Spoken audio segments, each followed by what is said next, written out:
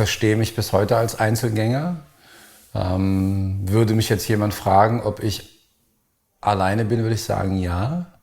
Das liegt ein bisschen an der Position, die man sich im Sein erarbeitet hat. Würde man mich fragen, ob ich einsam bin? Begrenzt, da spricht fast keiner drüber.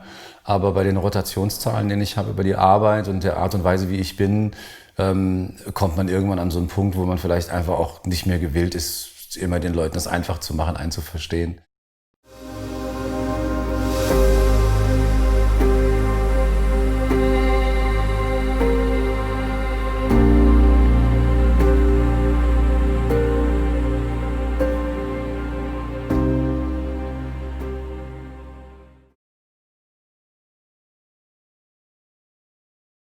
Worauf ich geachtet habe, gerade bei diesem Projekt, ist, dass die Sichtweise immer die von der, ich will nicht sagen von der Mittelschicht ist. Das würde implizieren, es gibt eine Ober- und eine Unterschicht, die es ja gibt.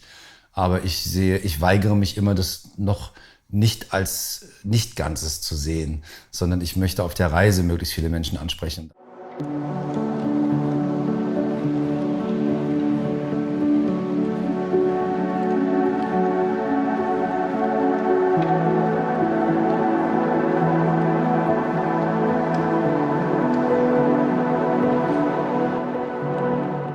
Ich war ein Kind mit grünen Haaren, blauen Haaren, Leopardenhaaren. Ich habe mit 16, 17 schon Röcke getragen und ungewöhnliche Outfits und bin da durch meine Jugend gegangen, sehr, man würde es heute sagen, avantgardistisch. Aber das hält bis heute vor. Aber das spielt immer noch so ein bisschen mit rein, dass ich ja das Gefühl habe, ich bin sowieso als Adoptivkind immer isoliert und dann die Isolation noch über dieses sehr ungewöhnlich sein. Also ich bin bestimmt vieles, nur nicht Mainstream. Und da kommt man schon auf so eine Kontinentalplatte, wo man sehr überschaubar mit Menschen umgeben ist und sich dann auch zwischendurch fragt, warum kennen die anderen Leute mehr. Aber wenn man sich dann in meinem Alter daran erinnert, dass die Qualität des Aufeinandertreffens mit Menschen viel wichtiger ist, wie die Masse an Beschäftigung, dann kann man ein Alleinsein auch als die höchste Form der Askese und der Konzentration werten. Und dann ist es schon nicht mehr so schlimm. Wie gesagt, ich würde jetzt nicht nur allein sein wollen. Ich habe auch nicht das Gefühl, ich falle jetzt so depressiv, weil ich allein bin. Aber es ist schon auffällig, dass ich nicht so umlagert bin wie viele andere Menschen. Aber das ist, glaube ich, auch nicht notwendig.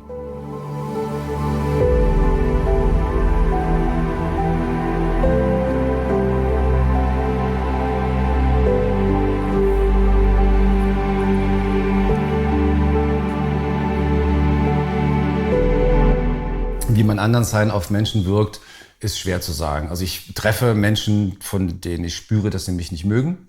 Das kann an der persönlichen Art liegen. Es kann aber auch daran liegen, dass sie einfach den Umgang mit Menschen wie mir nicht gewöhnt sind. Ja.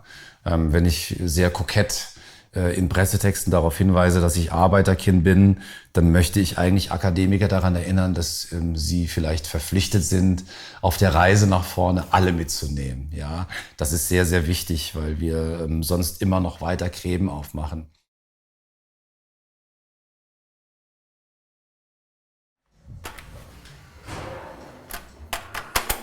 Guten Morgen, ich freue mich. Hi, Tagore ist mein Name. Servus, hallo. Schön, dass es geklappt hat. Hallo. Grüß Sie, guten Morgen, freut mich wirklich sehr. Ich habe meine ersten künstlerischen Arbeiten, das war ein Poster von Salvador Dalí, gekauft, in einem Alter, wo andere junge Männer sich aus Erotikzeitschriften barbusige Blonde in den Spind nageln. Da habe ich mir Salvador Dalí Poster gekauft. Da hatten meine Eltern, glaube ich, schon das Gefühl, ich habe einen Hau weg, weil die einfach sehr, das sind Surrealist, schwer aufgeladen sind. Damals mit Taschengeld ging nur Poster. Die hat man dann in so einem Plattenladen gekauft. Ich habe das auch noch wie heute im Kopf, wie das damals da aussah.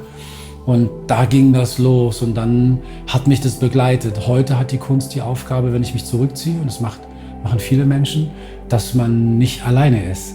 Es gibt so Tage, da sitze ich in der Sammlung und gucke mir einfach die Lösungen von Menschen an, die Kunst gemacht haben. Das ist ja nichts anderes. Also wenn Bilder an die Wand hänge, sind es Menschen, die sich eine Aufgabe gestellt haben, die haben sie gelöst in Form eines Kunstwerks.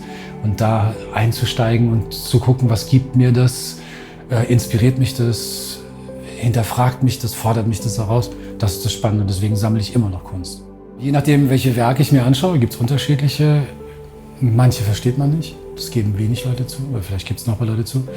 Manche sind für den Moment, in dem man sie sieht, zu intensiv. lehnt man ab, weil man sich nicht darauf einlassen kann. Und manche, da muss man aufpassen, guckt man die sich an, weil man sie konsumiert. Dann ist die Frage, warum gucke ich mir das an? Oder sind es einfach nur Dinge, an denen man nicht wächst und sie einfach mitnimmt auf dem Wege? Aber es gibt tatsächlich Situationen, wo ich mir Bilder nicht angucken kann, weil sie mir einfach zu intensiv sind. Jetzt haben Sie also jemanden, der perfekt ausgebildet ist, wirklich perfekt, Komposition, Farblehre, etc., Techniken, und dann stellt er fest, mir geht das hier verloren, ich kann mich nicht mehr sortieren, weil ich viele bin, und dann entstehen solche Arbeiten. Das ist eine der schönsten Arbeiten, die wir haben, aber Sie sehen selber, sie gibt Ihnen Hilfe. Es wollte keiner haben, ja. Das ist eine Arbeit, die liegen geblieben ist, und ich habe mich gegruselt am Anfang, bis, wenn Sie ein bisschen länger hinschauen, Sie feststellen, es ist keine Grimasse, sondern es ist eigentlich eine abwartende, gefrorene Position, und dann fand ich es auch nicht mehr so bedrohlich. Ich habe mich dann entschieden, noch einen blauen Raben drum zu machen, dass wir es noch ein bisschen tragen, und dann können Sie so eine Arbeit auch entschärfen. Aber das Erste, was man denkt, ist erstmal so ein Schreck, weil man sagt, ist das ein Zombie, was ist das? Ist das ein Mensch? Das ist niemals Darstellung von ihr, niemals Darstellung von Personen, sondern immer nur von Zuständen. Und das macht es relativ spannend. Wenn man sich die Sachen anschaut, verändern sich verschiedene Sachen. Wahrnehmung vielleicht, Empfindung auch vielleicht. Der Kernpunkt, der Core der Sammlung ist, dass wir, und ich spreche von wir, weil ich die Sammlung meinem verstorbenen Vater gewidmet habe und meinem besten Freund, der an Parkinson erkrankt ist und der mittlerweile nur noch sehr schwer malen kann, der Kunst aber so sehr liebt, dass er eigentlich ein aktiver Teil des Sammelprozesses ist. Ich das mit ihm bespreche und ihn darüber aus dem Beschäftigen mit seiner Krankheit heraus. Das ist wieder was anderes. Das soll jetzt nicht therapeutisch klingen, aber ihm hilft es sehr, und deswegen ist die Sammlung auch zum Teil ihm gewidmet. Die Empfindung, das hängt davon ab.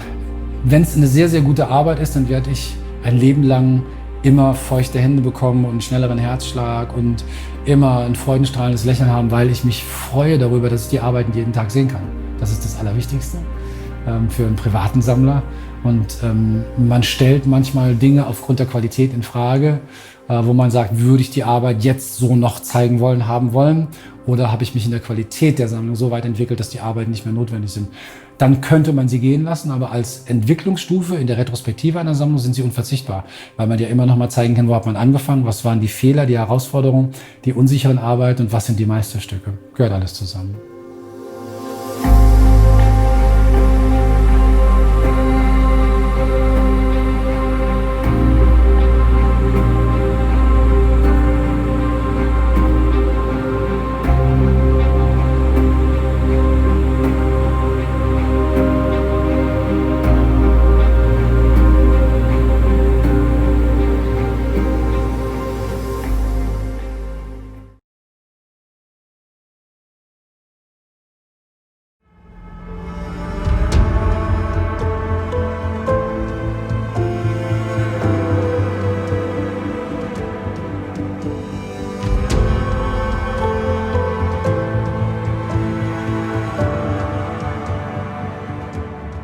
Wir haben ja alle die Herausforderung, dass wir in die Zukunft gehen, und bestenfalls schauen wir dann echt zurück. Ich habe witzigerweise gerade ein Kunstmagazin, ein altes, gefunden beim Kollegen im Keller. Und wenn man, das ist von 1989, wenn man sieht, was darin besprochen wird und was davon jetzt noch übrig ist, ist es wahnsinnig überraschend. Weil jetzt sind wir einfach 89, das heißt, wir reden über 30 Jahre. Wenn wir jetzt nochmal 20 Jahre in die Zukunft gehen, wir schauen zurück, bin ich mir sicher, wird man Kunst in der Qualität unterscheiden. In der Qualität der Aussage, in der Qualität des Inhaltes, das vielleicht auch ein bisschen so das eine auf dem anderen aufbaut, in der Qualität des Handwerks. Ja, wir sind in der Zeit zu Hause, wo man als Sammler die Herausforderung hat, wie präserviere ich ein Kunstwerk überhaupt, weil die Arbeiten teilweise so schlampig fertig gemalt sind oder so schlampig fertig gemacht sind. Dann kann man mir als Sammler natürlich immer entgegenrufen, kann sagen, das ist das Konzept. Aber man muss sich auch immer fragen, will ich mir so einen Batzen an Arbeit ins Haus holen, und stellt die Arbeit im Inhalt diesen Gegenwert dar? Das sind richtig intensive Fragen, die man in so einem kleinen Forum wie in meinem Kopf nicht beantworten kann. Wenn ich mit Menschen spreche, stelle ich fest, dass viele überfordert sind von der Masse an Zeug, das es wirklich gibt, und vieles davon ist dummerweise Zeug. Und man eher damit beschäftigt ist zu suchen, was hat denn Inhalte, was steht für Kraft.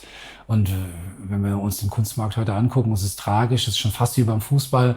Wenn heute irgendjemand den Pinsel halten kann, dann rennen schon 10 Agenten hinterher und gucken, ob sie ihn verpflichten können als Ausnahmetalent. Und der wird dann schon in den Kunstmarkt reingetreten. Aber dass man heute Menschen entdeckt und ihnen eine Entwicklungsfreude zugesteht, die ein Picasso hatte, die ein Braque hatte, die ein Baselitz hat, das ist schwer geworden. Wer hat heute noch die Zeit, sich als Mensch zu entwickeln, unabhängig?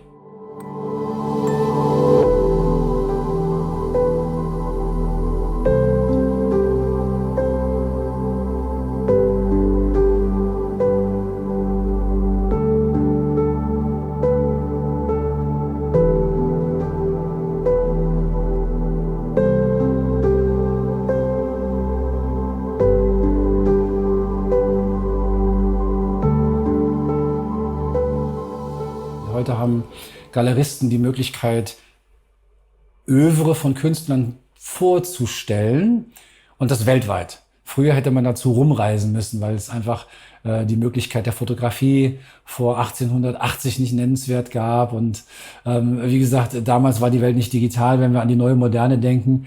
20er, 30er, 40er, Post-War Modernism, dieser ganze Kram. Da musste ich mich schon hinbewegen, weil die Chance, dass ich eine Darstellung eines Kunstwerkes erlebe, das mir dasselbe Gefühl verschafft, war relativ gering. Das muss man einfach fairerweise sagen.